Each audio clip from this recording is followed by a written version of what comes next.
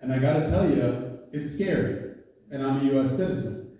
And I've seen plenty of videos on social media of ICE activity, and it's only been about 6 or 8 months of ICE activity, and there's plenty to atone for there.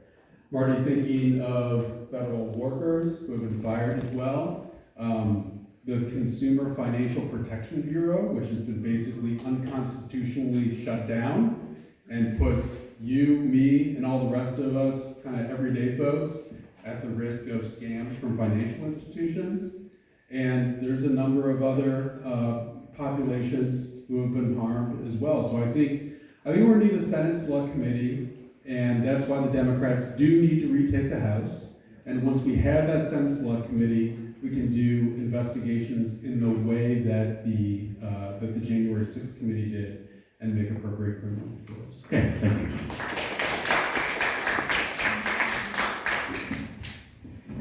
So the first thing that we need to do once Democrats retake the House and the Senate is to use the constitutional power of the purse to abolish ICE. ICE has gone way over its statute. It is abusing its power. It's abusing due process. It's denying due process. And then we need an independent Department of Justice to prosecute all those responsible for violating due process and using excessive force against all people. Because regardless of immigration status, you are entitled to the rights that we believe are self-evident. That among these are life, liberty, and pursuit of happiness. In 1850, when they passed the Fugitive Slave Act, an immoral act, the people of Illinois ran the Underground Railroad down from Cairo up to Chicago, out to Canada, to help the people that were considered illegal. Their existence was considered illegal, and I tell you, no person on this planet is illegal. We are all endowed with our Creator with certain inalienable rights, and we must protect those and hold those accountable who violate them. Thank you. We have to go back to the framework of the Constitution. We realize that we've got the judicial branch, we've got the executive branch, and we've got the legislative branch. There's checks and balances. Each branch has its powers where it can put a check on the other branch. As the Senate candidate and as the Senate as a whole, we have to be able to realize the powers that we hold so that we can check presidential powers when the president is stepping beyond his authority. We need to be able to come together as a Senate. We got to bring back civility to the Senate so that there's no disrespect, but there's camaraderie where we can respect the differences in each other's opinions, but we have to be able to find some common ground so that we can actually pass bills, make progress, so we can see real change, propose joint resolutions that can put a check on the president's powers, that can put a check so that ICE is not overstepping their authorities. Thank you. Thank you.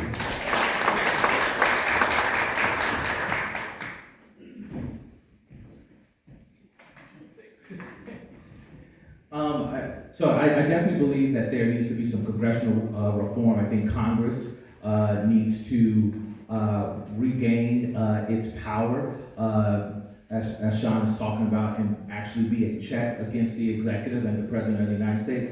But I believe that when Democrats regain control of the Senate and we regain control of the House, number one, the Senate needs to eliminate the filibuster. Then we need to expand the Supreme Court, because this current conservative majority court has been out of hand. It's overturned Roe v. Wade. It has dismantled the Civil Rights Act. It has dismantled the Voting Rights Act. And it's going to continue to give the President of the United States, whether it's Trump or some other crazy conservative, more executive power. So we need to expand the Supreme Court and put more liberal justices and progressive justices on the Supreme Court, so that when we pass progressive legislation, we can make sure that that legislation is going to stay in place for decades to come, not just for me, but for my daughter and my daughter's children. Thank you.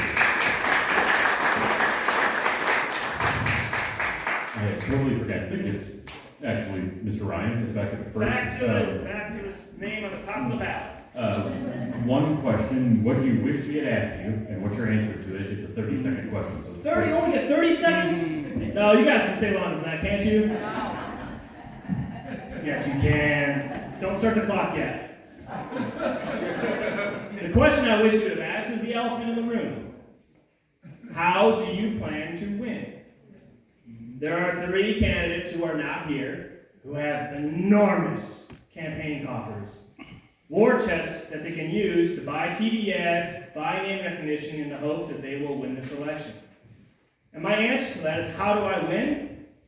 We win by redefining political viability. You might have seen my bus down there as we pulled up. I've taken that bus and I've driven to every single county in this state. I've built an army of volunteers. We are putting out door hangers, we are making phone calls, we are knocking on doors, and our social media is going through the roof. We are using organic outreach, over 21 million impressions without spending $1 on advertising. 5.4 million people reached on social media, and 50,000 people who follow me every day and listen to the words I say.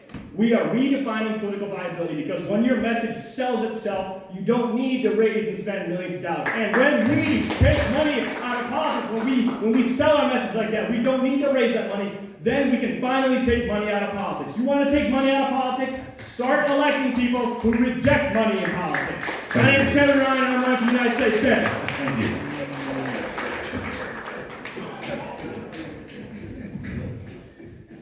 The question I wish you would have asked me is, what's your plan for free health care and how are we going to pay for it? And here's my answer. Ladies and gentlemen, I've already prepared the framework for free health care. I call it the Universal Care Plus plan. Right now, America's spending about $4.9 trillion per year in health care, and not everybody's covered. Under my plan, we're projected to spend $4.2 trillion per year. And that's based on the average cost of health care is about $12,000 for each American citizen per year. There's about 360 million of us. So under my plan, we're actually saving $700 billion, which roughly comes out to about a savings of about $5,000 per year for each taxpayer. How does that add up? Well, right now, taxpayers are paying into Medicare and Medicaid. Essentially, what my plan does is it makes it a unified system. So there's no more Medicaid, Medicare, there's just the Universal Care Plus that we're paying into, which is actually going to be cheaper. Everybody's going to be covered. It's going to include comprehensive health care. It's going to include medical room visits. It's going to include access to mental health resources.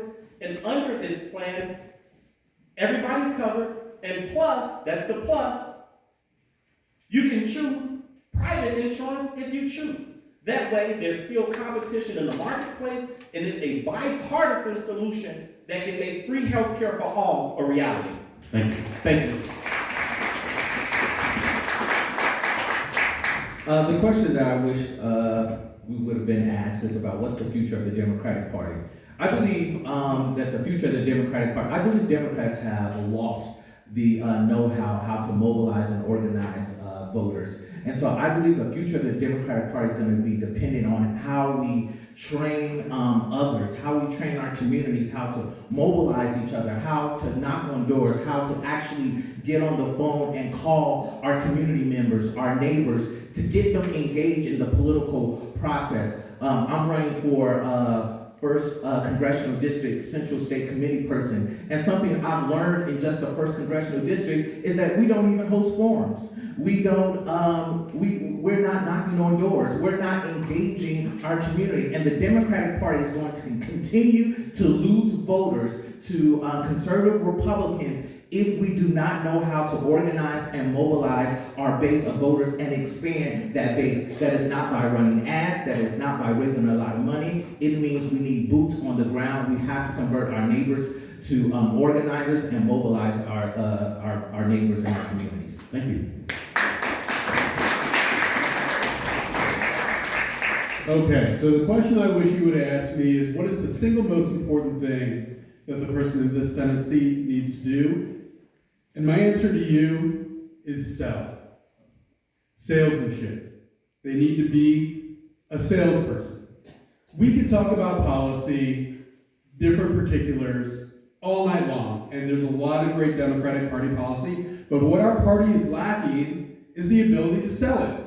The ability to bring in new voters, bring in young voters, get voters behind us, and it's because we have leaders in the Democratic Party who aren't going out there and hustling every day to try to sell these policies. We have winning policies. When they poll, when folks poll Democratic Party policies, they are overwhelmingly popular.